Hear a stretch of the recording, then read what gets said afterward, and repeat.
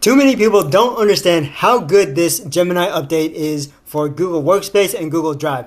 I'm talking about creating more complete documents in Google Docs and Google Sheets. So here's what this process looks like. We're going to create data visualizations and charts from this data and then insert it into the sheet and then create a report from one prompt. For this data in Google Sheets, we'll use this prompt to generate some data visualizations. So for this one, the monthly recurring revenue trend chart, we'll click on these three dots, copy the chart, and then in our Google Sheet, we'll paste it.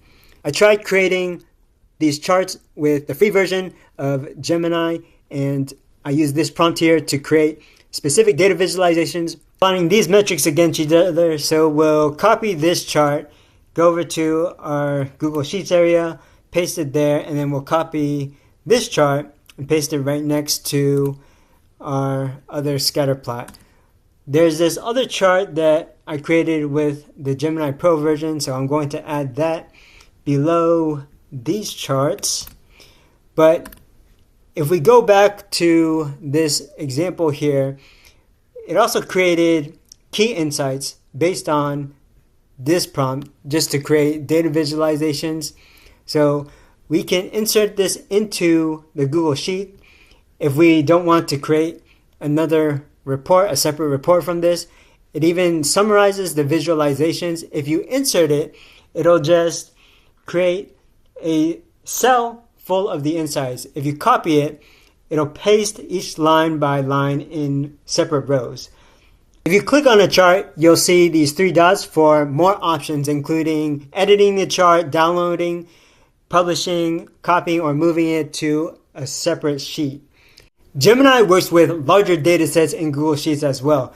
This data set has over 2,200 rows for customer data on demographics, the amount of products they purchase, as well as marketing campaign data. So in the right panel, we have these different data visualizations, including the customer age distribution, marketing campaign data. So we see that there's friction with the second stage of the campaign, while the other campaigns perform at a better rate. Then there's the scatter plot for income versus total spending and the average total spend by education level. We can also ask what the average total spend is. It returns a number, explains how it was calculated, and even gives us the top spenders. If we go back up to our insights, we can even export this to Google Docs. When it's ready, click on the link to open it in a new tab. It brings over the data visualizations, which look like they're images.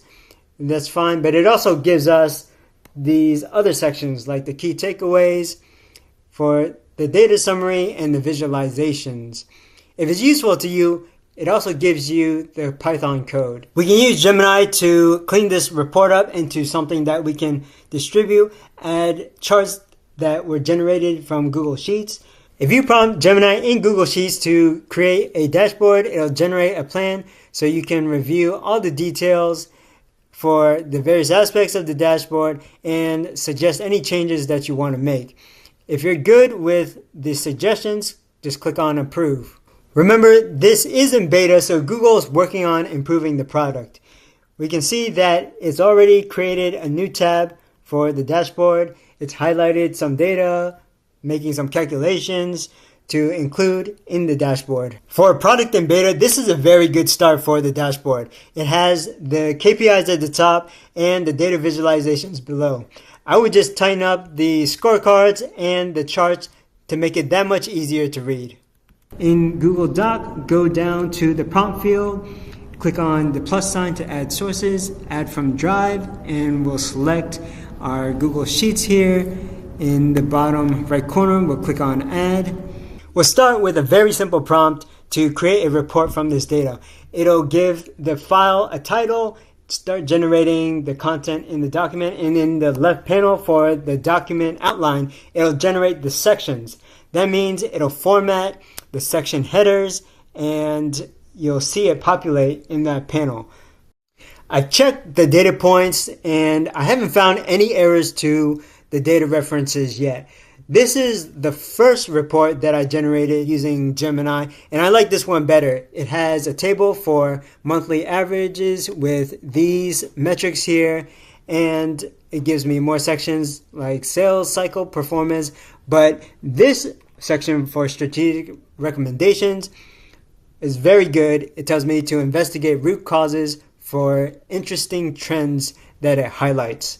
Now we'll try this prompt to add a chart or a table for quarterly performance using average monthly data for the marketing and lead funnel section. So we created this table here, and I'm going to accept this, clicking on that accept button. We can also ask Gemini to focus on specific aspects from the data. We can create a new tab, click on plus sign in the prompt field so we can add our data as a source from Google Drive. We'll search for our Google Sheets file, ask it to create a report on product purchases from the data, including customer segments that purchase specific products and other product insights. Gemini pulls some interesting insights, like those with higher education tend to purchase wine and meat products more often compared to those with kids in their household.